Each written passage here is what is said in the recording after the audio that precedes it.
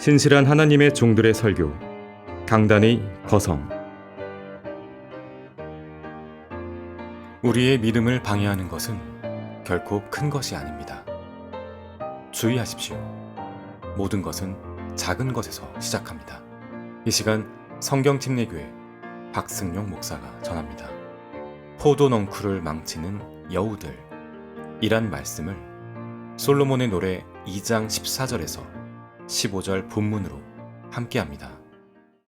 포도 넝쿨을 망치는 여우들 이라는 제목으로 설교하겠습니다. 포도 넝쿨을 망치는 여우들이 있는 것이죠. 오늘 본문에는 우리의 구주께서 신랑이신 주님 자신과 신부인 교회를 위해 특별히 마련해 놓으신 포도원이 등장합니다. 이 포도원에는 싱그럽게 뻗어 올라가는 포도 넝쿨이 있고, 그 넝쿨 여기저기에는 부드러운 포도가 풍성하게 열려 있습니다. 예를 들면 이런 것들입니다. 사랑과 기쁨과 화평과 오래 참음과 친절과 선함과 믿음과 온유와 절제, 이상 9가지 성령의 열매로 어우러진 포도송이가 풍성하게 맺혀 있는 모습이죠. 매주 지옥으로 달려가는 혼들을 주님께로 이겨오는 구령의 열매로 어우러진 포도송이가 여기저기 열려 있는 것입니다. 바른 성경인 한글 킹제임스 성경과 이 성경을 근간으로 출간된 200권 이상의 진리의 서적들이 맺은 풍성한 열매들이 있는 모습이죠. 성경대로 믿고 실행하는 담임 목사와 신실한 성도들이 모여 이룬 아름다운 교제의 열매들이 있는 것이에요.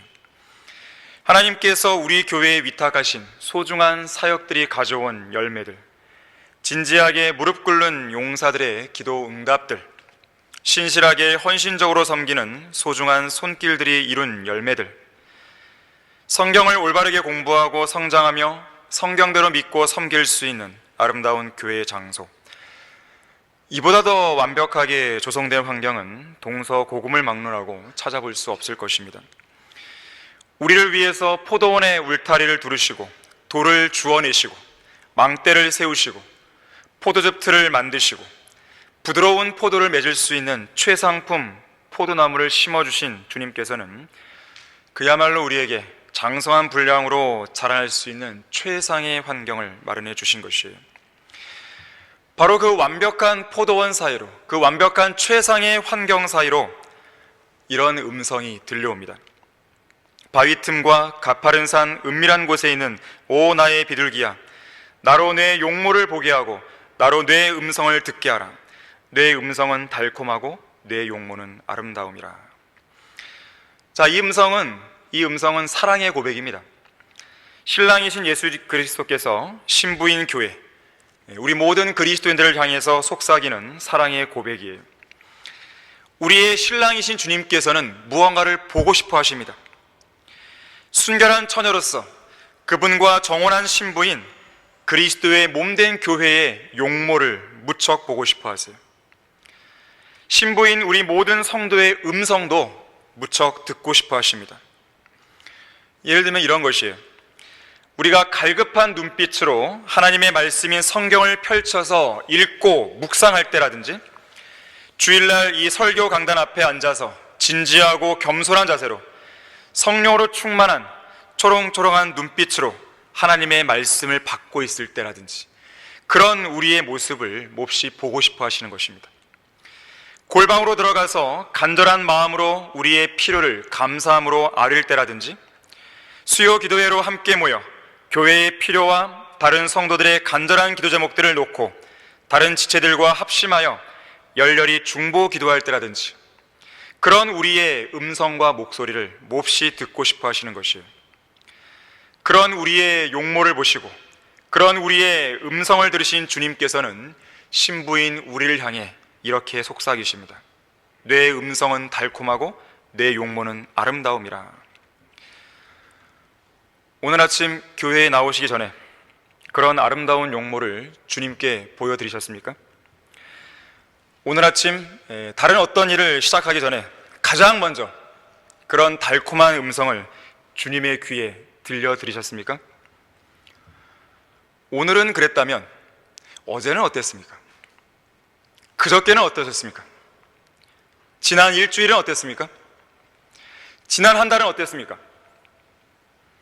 여러분은 지난 한 해 동안, 아니 예수 그리스도를 믿고 구원받은 이래로 지금까지 얼마나 많은 시간을 그런 아름다운 용모를 주님께 보여드리기 위해 부지런히 하나님의 말씀을 펼쳐 읽었습니까?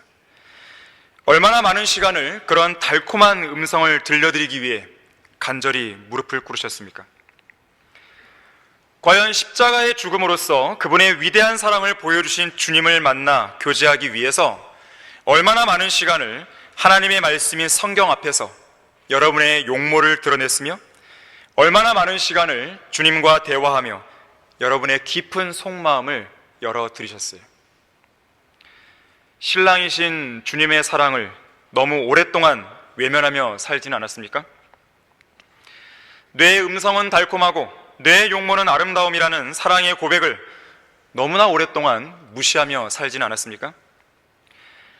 예수 그리스도의 피로 씻긴 여러분의 아름다운 용모를 보고 싶어 하시고 말씀의 물로 정결케 된 여러분의 달콤한 음성을 듣고 싶어 하신다는 이 사랑의 고백이 그저 외면하고 무시해도 될 만큼 하찮은 고백이었습니까? 마가복음 6장 6절에서는 주께서 그들이 믿지 않음으로 이상히 여기시고 마을들을 두루 다니시며 가르치시라 그랬어요. 이스라엘 백성들이 믿지 않는 모습을 보시고 이상하게 여기신 것이에요. 믿음으로 구원받은 성도가 믿음으로 사는 것이 당연한 것인데 하나님을 향한 믿음을 보이지 않을 때, 드러내 보이지 않을 때, 믿음을 가진 그 용모를 보이지 않을 때, 믿음과 확신에 찬 그 달콤한 음성을 주님께 들려드리지 않을 때 주님은 이상하게 여기시는 거예요. 전능하신 하나님의 능력에 의존하기보다도 아무짝에도 쓸모없는 인간의 도움을 먼저 구하러 가는 그 성도를 이상하게 여기세요. 주님께 도와달라고 그 달콤한 음성으로 이야기하는 것을 원하시는데 오히려 그 음성을 다른 데서 쏟아붓고 있는 것이죠. 하나님의 말씀보다도 세상과 인간의 말에 귀를 기울이는 성도들을 이상하게 여기십니다. 말씀의 능력을 믿지도 않고 기도의 능력을 믿지도 않는 성도들을 이상하게 여기세요. 기도하지 않고서는 한시도 살아갈 수 없는 존재가 그리스도인인데 기도를 안 하는 것이죠. 이상하게 여기십니다. 부지런히 그리고 체계적으로 성경을 읽고 영적 양식을 골고루 섭취해야 영적으로 허기지지 않을 수 있고 균형 있게 성장할 수 있는데도 불구하고 성경을 전혀 읽지 않거나 빵으로 대충 식사 한 끼 때우듯이 그렇게 성경을 읽는 성도들을 이상하게 여기시는 것이죠. 영적으로 굶주려 있는데, 영적으로 병들어 있는데, 정말로 최악의 상황에 빠져 있는데 정작 자기 자신은 모른 채로 주님께 말씀을 깨닫게 해달라고 성경을 펼쳐 읽지 않는 그런 성도를 이상하게 여기시는 거예요.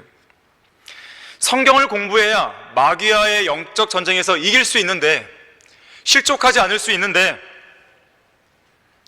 그럼에도 불구하고 성경 앞으로 그 용모를 드러내지 않는 그 성도를 이상하게 여기시는 거예요.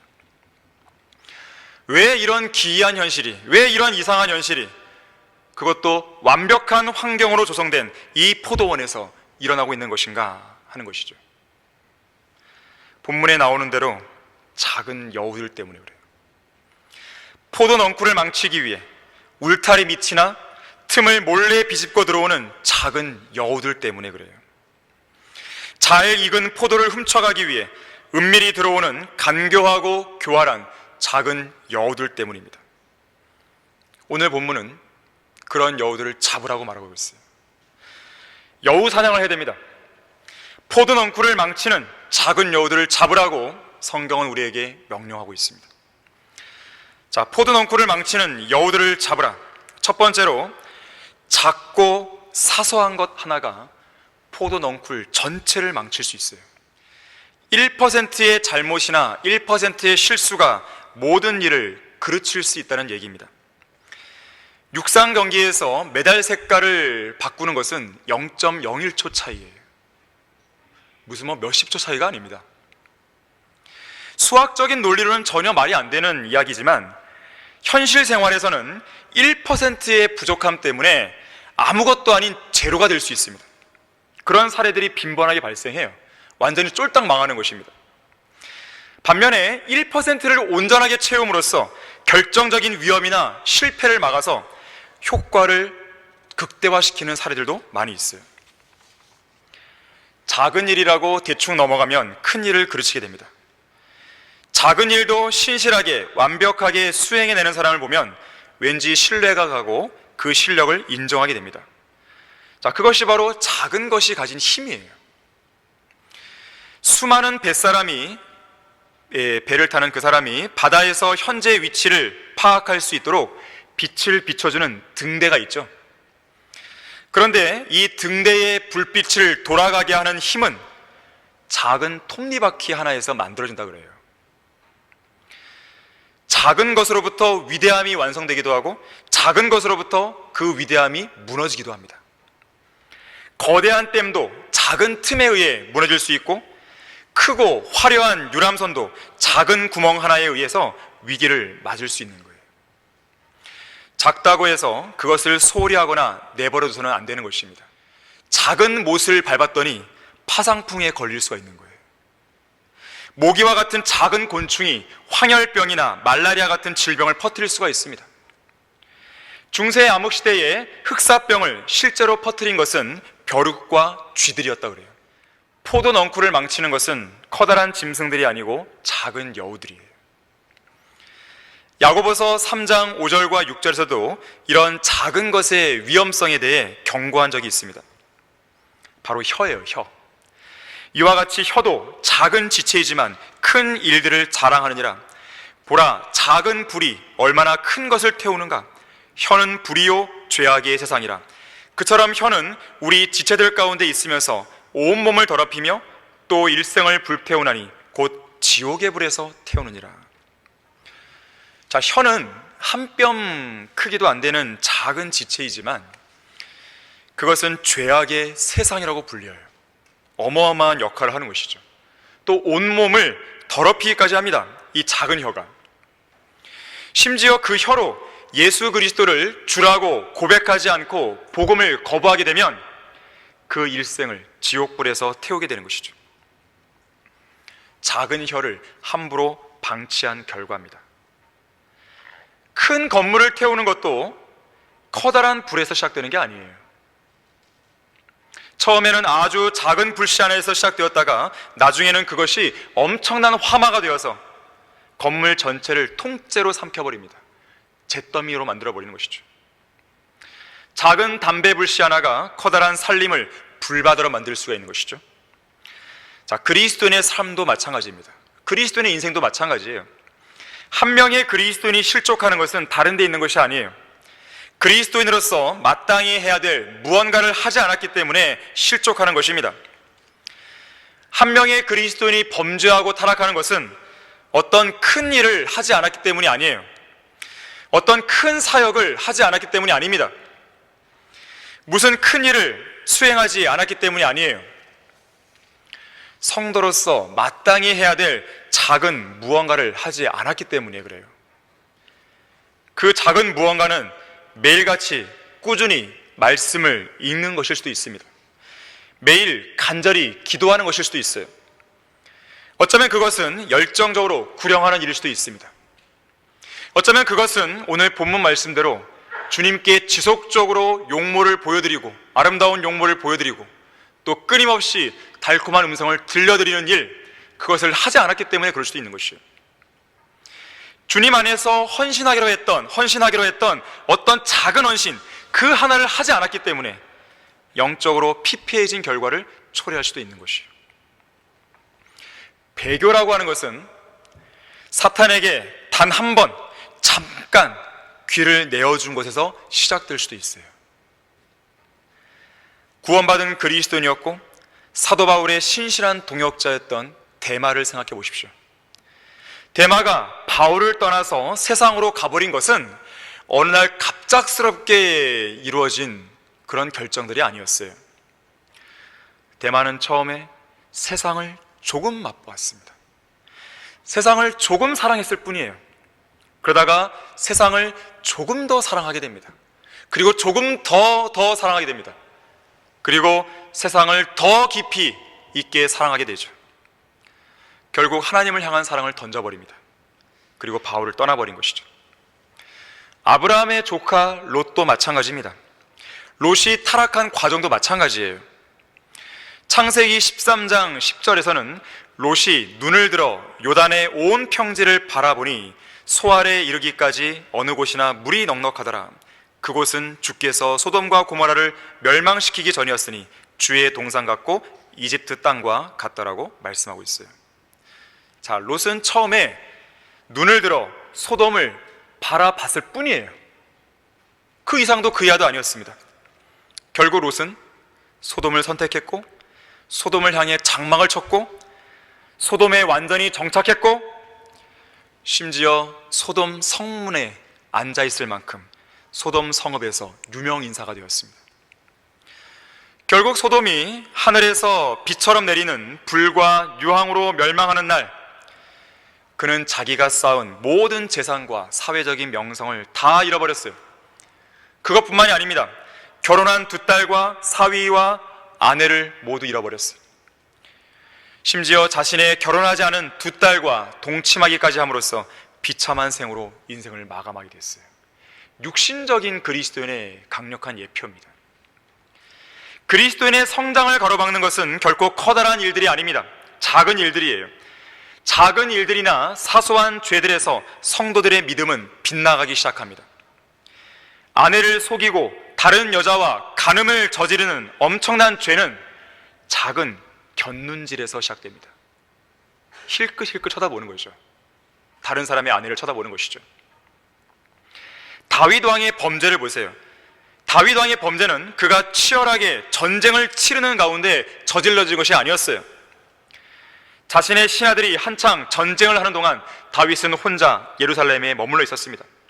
그때 마침 목욕하고 있던 우리아의 아내 밧세바를 본 것이에요. 다른 성도들은 그리스도의 군사로서 전쟁터에 나가 피 흘리며 열심히 싸우고 있는데 자신은 게을러서 홀로 앉아있는 바로 그 순간에, 영적 전쟁에서 잠시 쉬겠다고 하는 바로 그 순간에 예기치 않게 사탄의 공격을 받게 되는 것이죠. 자, 이것은 사탄이 계속해서 우리를 향해 작은 여우들을 보내고 있다는 이 사실을 유념하지 않은 결과입니다.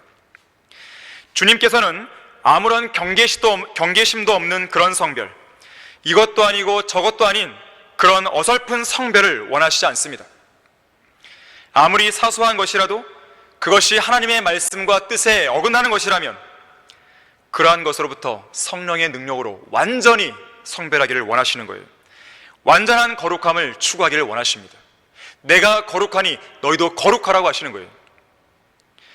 가능한 한 세상의 모든 것들로부터 우리의 눈을 돌리기를 원하시는 것입니다. 왜 그렇습니까? 우리의 시선을 끄는 것이 바로 그 작은 것들이기 때문에 그런 거예요. 우리가 하지 말아야 하는 작은 죄들, 나쁜 작은 습관들이 있다면, 우리가 바라보지 말아야 할 사소한 어떤 것들이 있다면, 우리가 입으로 하지 말아야 할 어떤 사소한 말들이 있다면 그 작은 것들을 최대한 경계할 수 있어야 되는 거예요. 이런 작은 여우들이 우리를 점점 주님에게서 멀어지게 하고 결국 더 큰 죄로 인도하게 되는 것입니다. 온 반죽을 부풀게 하는 것은 큰 누룩이 아니죠. 적은 누룩입니다. 너희의 자랑하는 것이 좋지 아니하도다. 너희는 적은 누룩이 온 반죽을 부풀게 하는 것인 줄 알지 못하느냐. 육신적인 고린도 교회에게 바울 사도가 이야기한 거예요. 적은 누룩이 온 반죽을 부풀게 하느니라. 곁길로 나가버린 갈라디아 교회 성도들에게 바울이 경고한 이야기입니다. 작은 거짓교리 하나, 작은 죄 하나를 교회 안에 수용하게 되면 그 파급 효과는 엄청나게 커지는 것이죠. 죄는 초전에 잘라버려야 됩니다. 거짓교리는 초전에 잘라버려야 돼요. 성경 변개를 보더라도 마찬가지입니다. 성경 변개의 시작은 작은 것 하나를 고치는 데서 시작됩니다. 한 단어를 고치기 시작하면 거기서 멈추지 않죠. 2단어, 3단어, 4단어 결국 더 많은 단어를 고치고 싶은 마음이 드는 것이에요. 그런 유혹을 받습니다. 적은 누룩이 온 반죽을 부풀게 하는 것이에요. 함부로 하나님께서 보존하신 한글 킹제임스 성경을 건드려서는 안 되는 것이에요. 사탄이 이브를 유혹할 때도 마찬가지였습니다. 그는 처음부터 하나님의 말씀과 완전히 전혀 다른 이야기로 접근한 게 아니에요. 하나님의 명령 가운데서 일부를 살짝 바꿉니다. 그렇게 해서 인류를 타락하게 만든 거예요. 자, 이 교회에 설교 강단이 살아있으려면 적은 누룩에 대해 한치의 양보도 있어서는 안 돼요.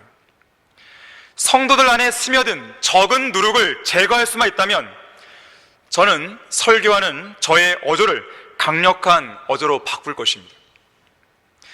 어떤 설교가 설교를 듣는 회중들의 마음을 비참하게 만들지 못했다면 그것은 좋은 설교가 아니라고 누군가가 이야기했잖아요. 어떤 설교가 회중들 안에 스며든 적은 누룩을 제거하지 못하고 그 마음과 생각을 세상으로부터 돌아서도록 만들지 못했다면 그 설교는 하지 않는 게 나아요. 적은 누룩을 제거하고 작은 여우들을 몰아낼 수만 있다면 차라리 강력한 설교를 통해 회중들의 마음을 비참하게 만들고 철저하게 낮아지고 겸손하게 만드는 편이 훨씬 나은 것이에요. 그것만이 살아있는 교회를 유지할 수 있는 길입니다.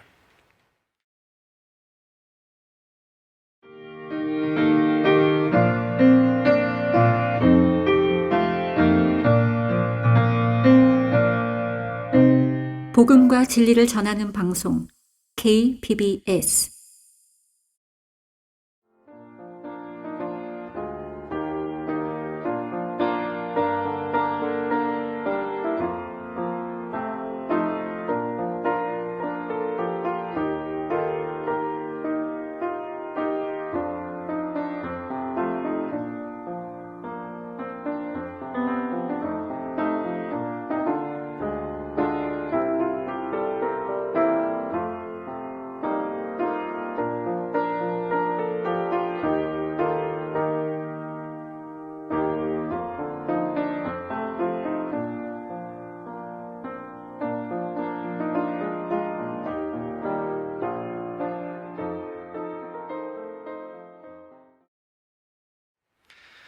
포도 넝쿨을 망치는 여우들을 잡으라.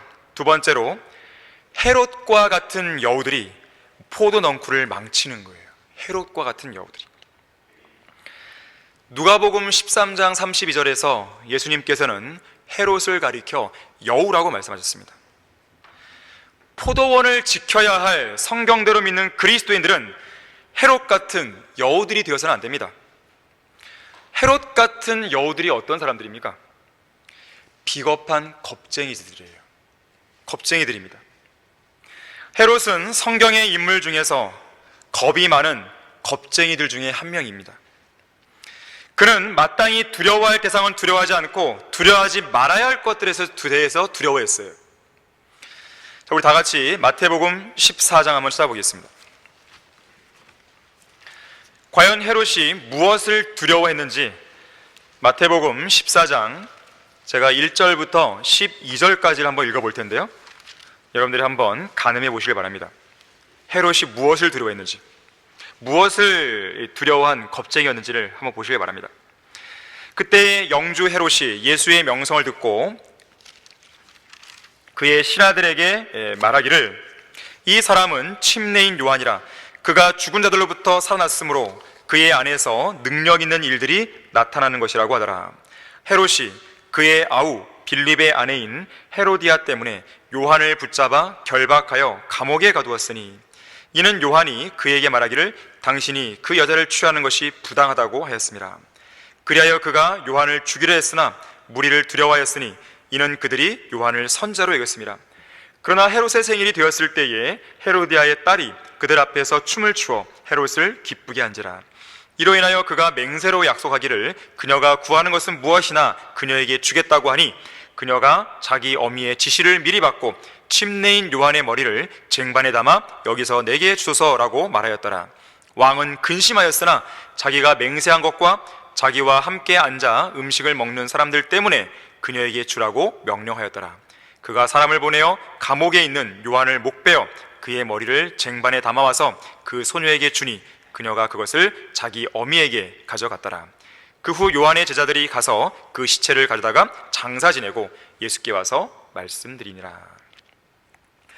여기 9절에 보니까 헤롯이 침례인 요한을 죽이기에 앞서서 근심했다고 기록합니다. 때때로 헤롯은 침례인 요한을 의롭고 거룩한 사람으로 여겼어요. 그렇기 때문에 그의 조언에 따라 많은 일을 하기도 했습니다. 특히 5절에 보니까 헤롯은 요한을 죽이는 일을 두려워하기도 했어요. 자, 비록 헤롯은 의로운 사람은 아니었지만 선지자를 그래도 다소 두려워할 줄 아는 그런 사람이었습니다. 하지만 헤롯의 두려움에는 문제가 있었어요.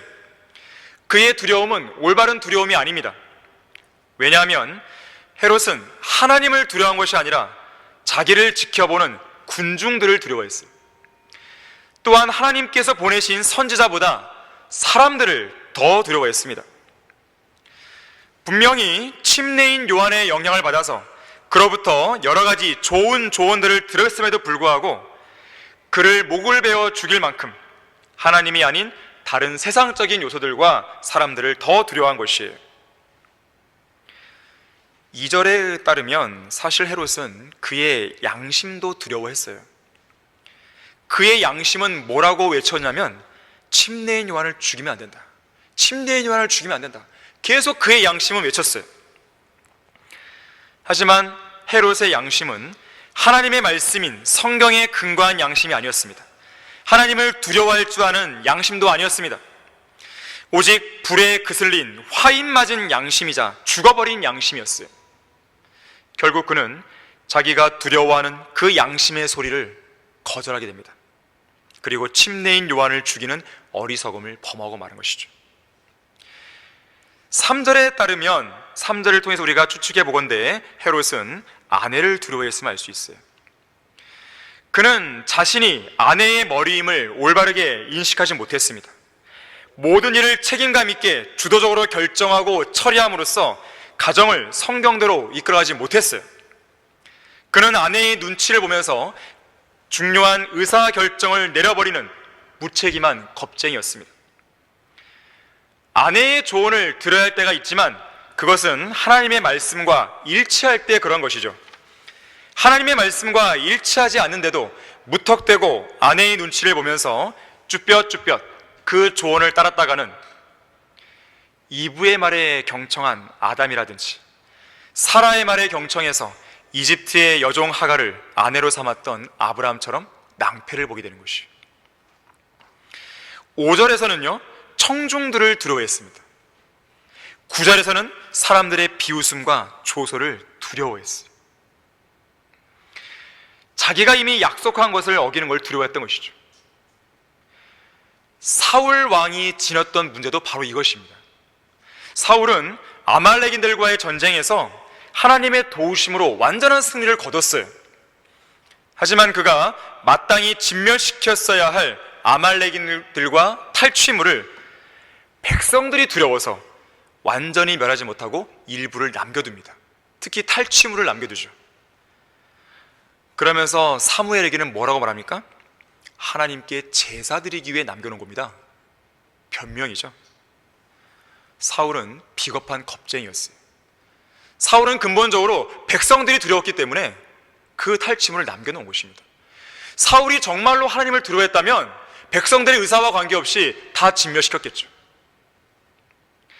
우리 다 같이 느헤미야 4장 1절에서 6절 말씀도 찾아보겠습니다. 느헤미야 4장 1절에서 6절까지 말씀입니다.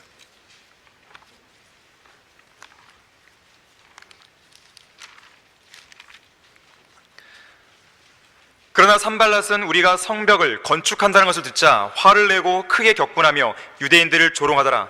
그가 그의 형제들과 사마리아의 군대 앞에서 선언하여 말하기를 이 유약한 유대인들이 무엇을 하는 것이냐?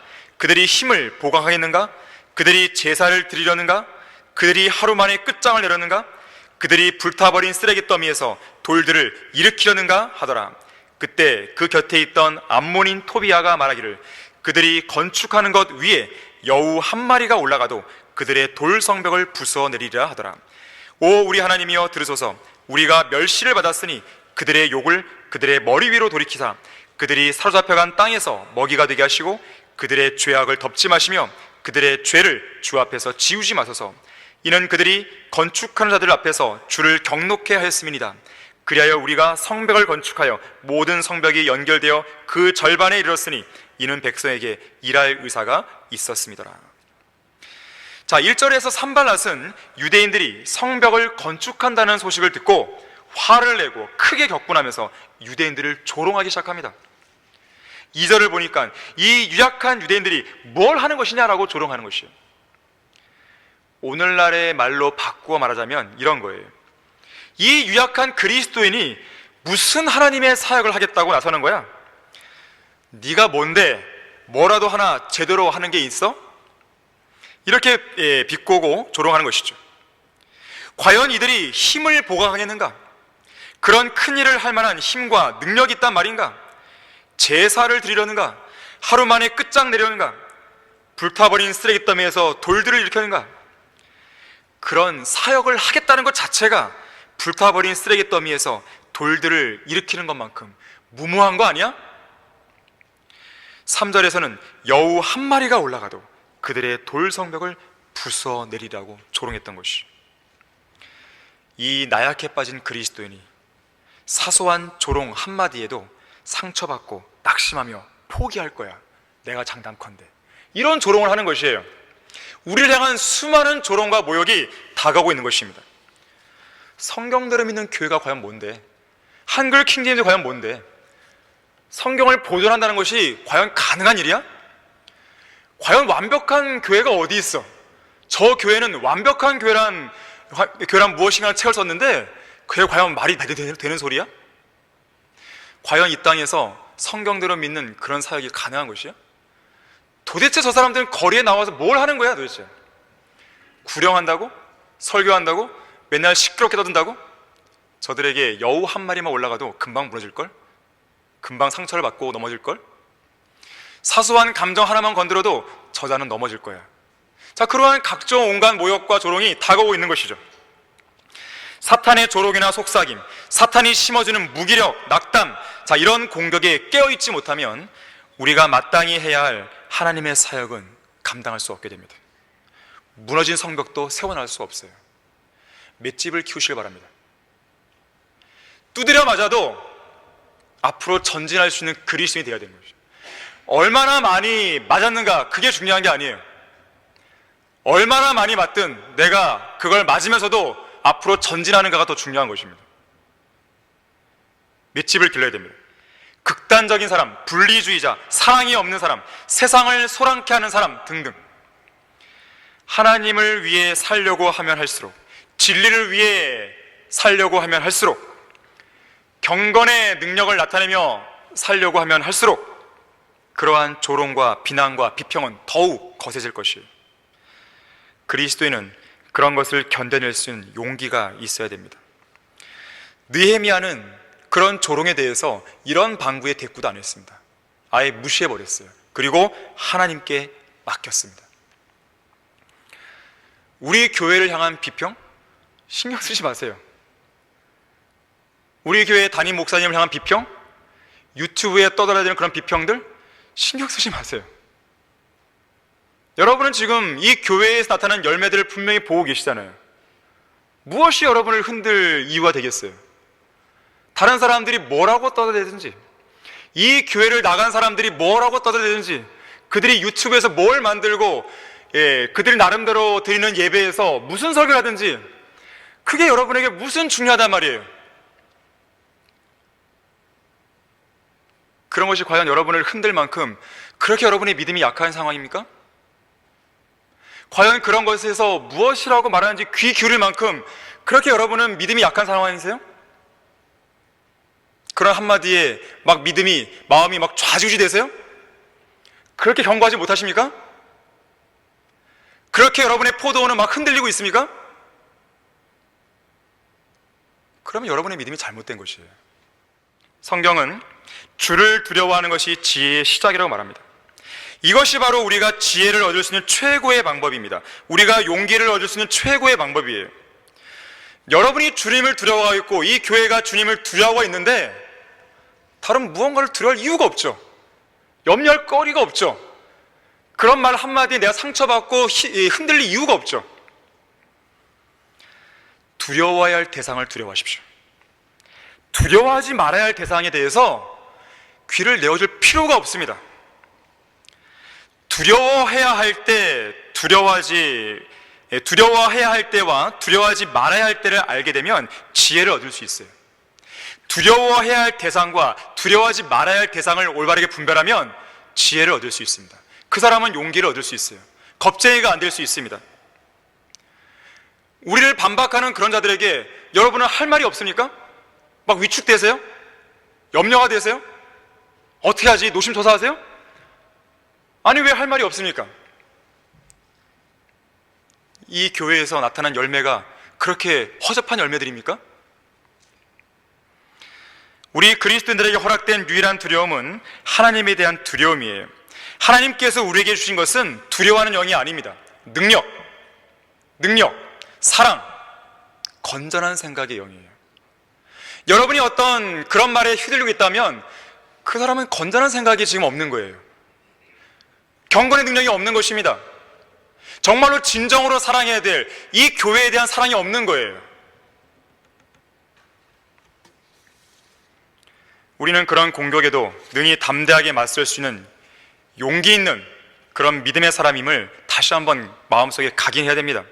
이 교회를 비방하고 상글 킹리햄 성경을 비방하는 그런 사람들에 대해서 물러서지 마세요. 그 사람들의 어떤 말에 대해서도 일말에 어떤 그 하나라도 수긍하지 마세요. 하나를 수긍하는 순간 두 개를 수긍하게 되고 세 개를 수긍하게 되고 네 개를 수긍하게 되고 결국 그 사람은 이 교회를 떠나게 되어 있습니다. 맞서 싸울 수 있는 용기가 없습니까? 그런 지식이 없습니까? 그러한 자세를 가질 수 있을 만큼의 그런 열매를 이 교회에서 보지 못했습니까? 아니잖아요. 여기 있는 대부분의 성도들은 그런 말에 휘둘리지 않는 걸 저는 알고 있어요. 하지만 몇몇 작은 여우들 같은, 헤롯과 같은 그런 여우들이 있을까봐 제가 이렇게 강력하게 말씀드리는 것이에요. 포도 넝쿨을 망치는 여우들을 잡으라. 세 번째로, 가짜 성경대로 믿는 사람들이 포도 넝쿨을 망치고 있습니다. 에스겔 3장 14절에서는 거짓 선지자들을 가리켜서 사막에 있는 여우들 같다 그랬어요. 사막에 있는 여우들. 사막에 있는 여우들이 포도 넝쿨을 망치러 들어오는 것이에요. 이런 사막에 있는 여우들은요, 제독교회에는 많이 있습니다. 교회의 놀이를 하는 가짜 목사들이 그런 영적 사막에서 황폐하게 된 그런 교회에서 자기들의 배를 섬기고 있는 거예요. 자기들의 배를 두들기고 있는 것이죠. 자기들의 배를 섬기고 돈을 사랑하는 한국교회의 탐욕은 막장으로 치닫고 있습니다. 일반 사업체처럼 시설 비용, 교회의 위치와 접근성 등을 반영해서 상당한 금액의 권리금을 건네받고 교회 건물을 파는 목사들이 있습니다. 아예 교인들의 수까지 가격에 포함시켜서 담임 목사직을 매매하는 목사도 있습니다. 교회의 개척을 명분으로 내세워 교회 건물을 여러 차례 샀다가 되팔면서 시세 차익을 챙기는 목사도 있어요. 서울 송파구의 어떤 목사처럼 교인 한 명당 100만 원 정도의 값을 매겨서 교회 건물을 교인들과 함께 통째로 팔겠다고 신문 광고를 내는 파렴치한 목사도 있습니다. 그들에게는 교인들이 돌봐야 할 약물이가 아니에요. 거래의 대상입니다. 돈을 벌어주는 상품에 불과한 것이죠. 이들은 하나님께서 세우신 목사가 아닙니다. 사꾼들이죠. 이들은 양들에 대해 관심이 없고 오직 돈에만 미쳐 있는 것이죠. 그뿐만 아닙니다. 웬만한 중대형 교회들에서는 장로, 집사, 권사 등의 직분을 매매하는 행위가 오래전부터 공공연하게 행해져 왔어요. 한 방송사의 뉴스 보도에 따르면 명성교회의 경우에 권사나 안수 집사가 되기 위해서는 최소 300만 원을 감사 헌금으로 내야 한다고 했어요.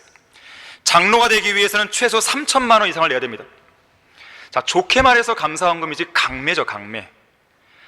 예정된 헌금 액수를 내지 못했을 때는 외상으로 안수직분을 구매한 사람처럼 취급당하게 됩니다.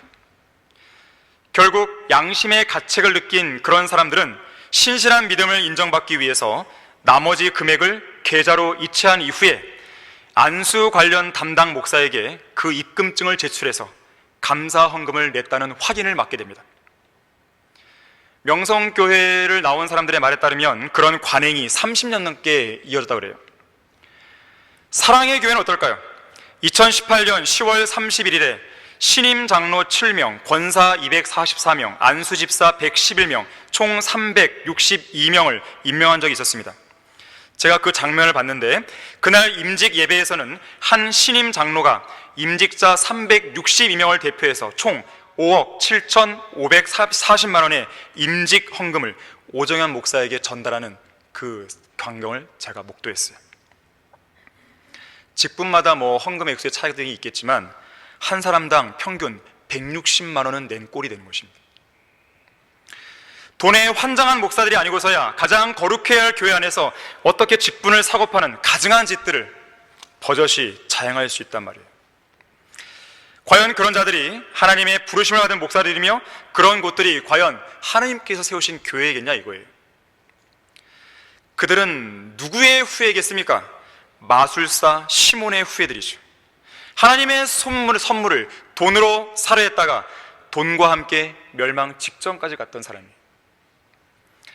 하나님의 사역에 관한 한 그들은 참여하거나 맡을 것이 전혀 없습니다.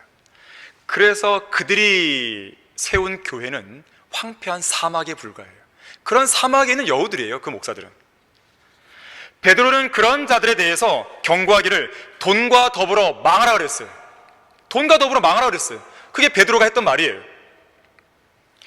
그뿐만 아니죠. 성전 건축 운운하면서 건축 헌금이라는 명목으로 교인들의 돈을 착취하는 교회들이 상당수 있죠. 초대형 건물을 지어야 했던 사랑의 교회 역시 예외는 아니었습니다. 교회 건축이 시작될 무렵에 사랑의 교회는 2주일에 걸쳐서 새 성전 건축을 위한 평생 감사 건축 헌금을 교인들로 하여금 약정하게 했습니다. 당시에 약정된 금액은 무려 1,300억 원이에요. 건축비 3,000억 원의 절반에 육박하는 금액입니다. 대단한 교회들입니다. 여러분은 정말 복된 교회에 앉아있는 것이에요. 우리 교회는 이 건물을 짓는데 약정금을 안 했잖아요. 건축 헌금에 필요한 돈을 각 성도들에게 할당하면서 약정하십시오. 오늘 우리는 건축 헌금을 위한 작정 헌신 예배를 드리겠습니다. 그런 거 안 했잖아요. 이것만 보더라도 진짜와 가짜가 구분되는 거 아니겠습니까? 이것만 보더라도 참된 포도원이 어디고 황량한 사막이 어딘지 구분되지 않겠습니까? 언제가 말씀드린 것 같은데 몇 년 전에 이런 기사가 났어요. 청주의 C교회 담임 목사가 교인들에게 건축 헌금을 책정하면서 발송한 독려문이에요. 이제 담임 목사가 정식으로 제1차 건축 헌금을 책정해드립니다. 먼저 청년들과 일반 성도들은 100만 원 이상, 명예권사와 서리집사는 500만 원 이상, 시무권사들은 1000만 원 이상, 그리고 장로들과 안수집사는 2000만 원 이상을 7월 7일 주일까지 작정해 주시고 7월 28일 주일까지 헌금해 주시기 바랍니다. 이를 위해 기도하시기 바랍니다. 7월 첫 주까지 작정하지 않은 중직이나 재직들을 위해서 담임 목사와 교육자들이 건축 대신방을 하겠습니다. 작정하기 어려운 중직과 재직들을 만나서 기도한 후에 반드시 작정하도록 돕겠습니다. 만약 작정하는 것이 어렵다면 작정할 수 있을 때까지 계속 신방하겠습니다. 새벽이나 밤 시간이라도 가능한 시간을 택해서 신방하고 작정하도록 돕겠습니다. 대단한 교회죠. 실제 있는 일입니다. 실제예요. 기사에 났어요. 자, 이것이 바로 오늘날 탐욕이 막장으로 치닫고 있는 한국교회의 현 주소입니다. 사막에 있는 여우들이에요. 이 아프리카 북부 사하라 사막에는 실제로 사막 여우가 살고 있습니다. 사막 여우는 전갈 같은 곤충이나 뿔 살모사, 턱수염, 도마뱀들과 같은 사막에 사는 파충류들과 함께 거칠고 건조한 사막의 모래 품속에서 살고 있어요. 실제로 사막 여우는 거의 울음소리조차 내지 않는다 그래요.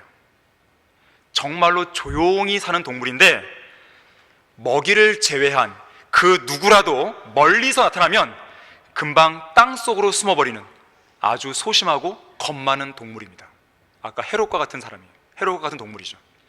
여우는 기본적으로 교활하고 간교한 짐승입니다. 여우는 잡식성 동물이에요. 아무거나 먹습니다. 무엇보다도 사막의 여우들은 결코 길들여지지 않는다 그래요. 한글 킹제임스 성경을 사용한다고 하면서도 절대로 바른 말씀과 바른 교리로 길들여지지 않는 자들이 있습니다. 성경대로 믿는 교회를 흉내내는 가짜들이에요. 이런 가짜들은 포도 넝쿨을 망치는 작은 여우들처럼 다른 사람이 건축한 기초 위에 올라가 그 기초마저 부숴내릴 작정으로 한국의 성경대로 믿는 그리스도인들 주위에서 얼쩡대고 있습니다. 그 중에는 김경한 목사와 그의 추종자들이 있는데 사실 김경한 목사는 하나님께서 세우신 목사가 아니죠. 오히려 양의 옷을 입고 나와 순진한 사람들을 속이는 약탈하는 일입니다. 남의 교회를 빼앗고 성도들을 빼앗는 도둑이에요. 언젠가 말씀드렸죠? 그의 목소리가 잃어가고 있다고. 이제 설교를 못합니다. 아시아 연합 예배? 그가 그토록 하고 싶었던 그 예배? 이제 거기도 다른 사람에게 줬어요. 하나님께서 어떻게 심판하는지를 보시길 바랍니다. 알렉산더가 바울에게 많은 해를 끼쳤던 것처럼 성경대로 믿는 교회의 목자인 이송호 목사님과 그분의 소중한 사역에 많은 해를 끼친 그런 자들을 하나님께서 어떻게 하는지 보세요.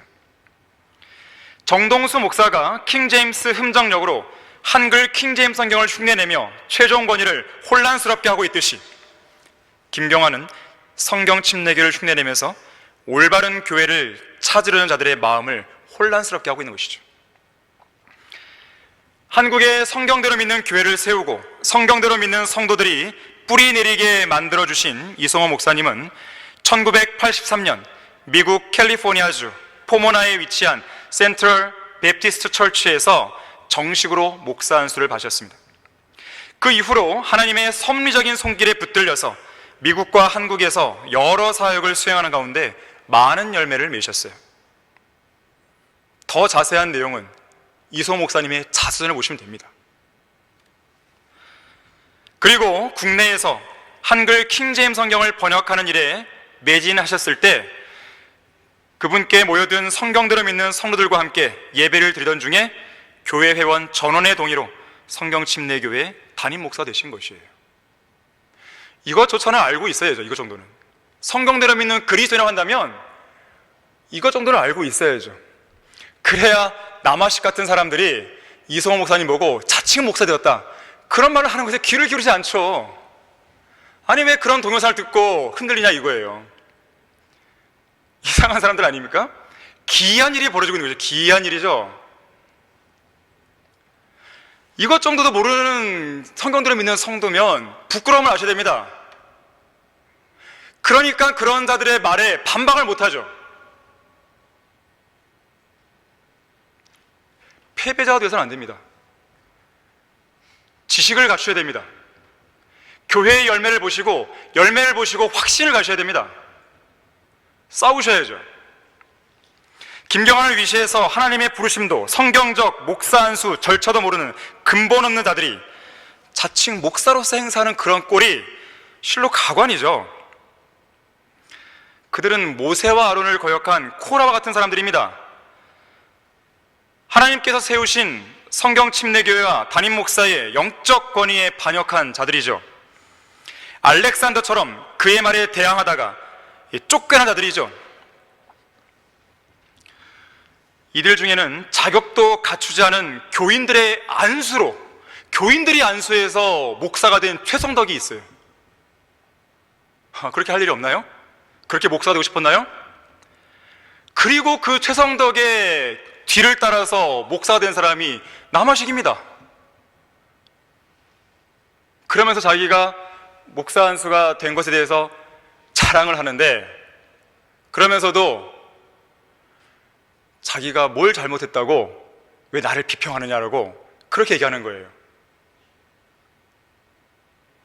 다른 건 몰라도 자격이 없잖아요. 자격 없는 자가 목사가 돼서 성경대로 믿는 사람들의 흉내를 내고 있는데, 제가 성경대로 믿는 목사가 된 사람으로서 가만히 있으라고요? 가만히 있을 수 없죠. 종이 쪼가리에 대충 끄적여 놓고 교인들과 함께 읽고 아멘하고 그냥 목사 된 거예요. 그의 말에 따르면 쪼가리 목사. 제가 그랬다는 거예요. 이 쪼가리 목사라고 했다고. 말 그대로 쪼가리 목사예요. 말 그대로 그렇게 했잖아요. 아무런 자격도 없잖아요. 김경환뿐만이 아니고 남아식이나 최선덕뿐만이 아닙니다. 목사 안수주까지 반납해서 목사 자격을 박탈당했으면서도 여전히 목사 행세를 하는 김기준이라든지 주영훈, 유승복은 반납을 아예 안 하려고 버텼죠. 윤혁택 등도 있죠. 이 중 윤혁택은 어리석게도 김경환처럼 김혜택이라는 사람에게 속아서 자기 교회를 빼앗기기까지 했잖아요. 그러면서도 나중에 돌아와서 잘못했다고 이해하고 그냥 사과 한마디로 하고 강단에 서서 지금도 설교합니다. 자, 이런 자들은 한글 킹제임스를 쓸 자격이 없습니다. 제가 그래서 이번 월간지에 썼잖아요. 한글 킹제임스를 쓸 자격이 없는 그런 목사들이 썼단 말이에요. 성경은 이렇게 말합니다. 너도 그를 경계하라. 그가 우리의 말에 심히 대항하였느니라. 자, 그래서 우리는 한글 킹제임스를 쓰면서 성경대로 믿는 사람들의 흉내를 내는 가짜들을 경계해야 됩니다. 제가 비록 글로 썼지만 다시 한번 이 시간에 그들의 명단을 공개하려고 하는 것이에요. 자유침례교회 김기준, 파주성경침례교회 김재혁, 천안생명침례교회 남아식, 서울선교침례교회 송근창, 대구성경침례교회 유승복, 베델독립침례교회 윤혁택, 신실과 진실침례교회 이양호, 경주성경침례교회 조동아, 생명침례교회 최성덕, 미국 LA 성경침례교회 김경환, 광야의 소리 선교회 주영훈. 자, 이들은 양심이 화인 맞은 거짓말쟁이들입니다. 우리 성경대로 믿는 교회와 성경대로 믿는 사람들과는 전혀 무관한 배교자들이에요. 이 설교를 듣는 누군가가 있다 한다면 그 사람들은 경계하세요. 성경대로 믿는 교회에서 성경대로 믿는 교회의 담임 목사인 이성호 목사님께서 그들을 경계하라고 했다면 귀담아 들어야 될 내용 아니겠습니까? 왜 그럴까요? 이 구절 하나로 그 사람들의 실체는 드러나는 것이에요. 우리 다 같이 요한일서 2장 19절 보겠습니다. 다른 말이 필요 없습니다. 이 말씀 하나로 그들의 실체를 그냥 이야기하시면 돼요. 누군가가 왜 그들이 나갔고 왜 그들을 우리가 안 받아줍니까? 라고 물으면 이 구절 하나만 보여주세요. 그러면 끝입니다. 더 이상 다른 말 할 필요가 없어요. 요한일서 2장 19절이에요. 그들이 우리에게서 나갔으나 우리에게 속하지 아니하였나니 만일 그들이 우리에게 속하였다면 분명히 우리와 계속 함께 하였을 것이나 그들이 나감으로 그들 모두가 우리에게 속하지 아니함을 나타내었느니라. 이 말씀 외에 뭘 더 사적으로 붙이겠어요? 이거 하나로 누군가가 물어본다면 그냥 제시해주고 그냥 끝내세요.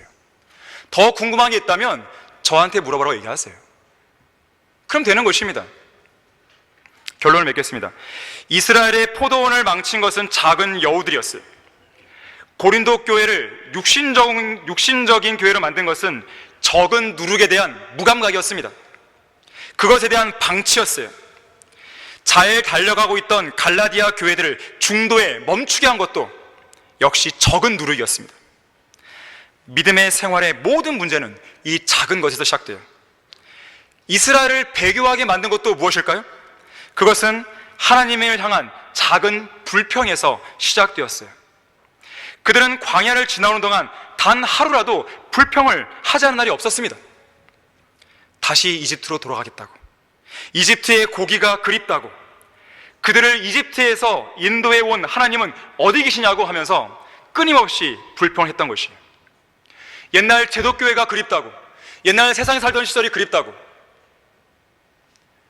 우리를 세상 제독교회에서 이 성경대로 믿는 교회로 인도하신 하나님은 어디 계시냐고 그렇게 불평하는 작은 불평에서 그 사람의 실족은 시작되고 있는 것입니다. 결국 그들은 배교에서 하나님을 떠나 우상 숭배를 하게 되고 하나님의 심판을 받게 되는 것이죠. 자, 오늘 우리는 작은 여우들을 잡으라는 하나님의 엄중한 명령을 들었습니다. 포도원을 지키라는 하나님의 명령을 들은 것이에요.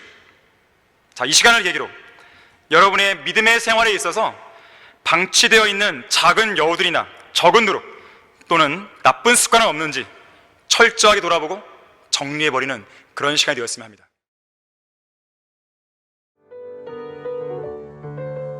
이상 강단의 거성을 마치겠습니다.